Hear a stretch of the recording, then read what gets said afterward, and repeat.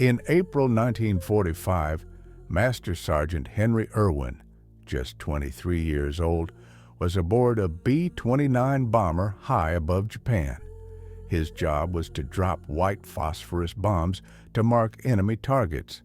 But one of those bombs misfired, bounced back into the cabin, and hit him directly in the face. The phosphorus exploded, blinding him and burning deep into his flesh. Smoke filled the plane. The bomb was still burning, seconds from igniting the entire aircraft and everyone inside. But Erwin didn't hesitate.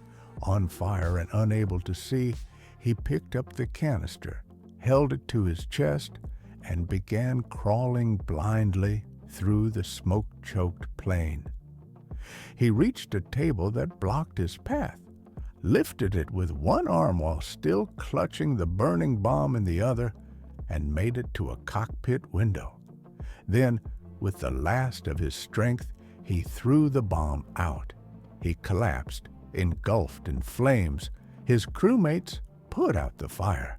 He asked only one thing: "Is everyone else okay?" Surgeons worked for hours, digging out flecks of phosphorus from his eyes, each piece reigniting when touched by air. No one believed he'd live. But just 7 days later, while still bandaged and broken, Henry Erwin was awarded the Medal of Honor, the only one available, pulled from a display case in Honolulu and rushed to his bedside in Guam.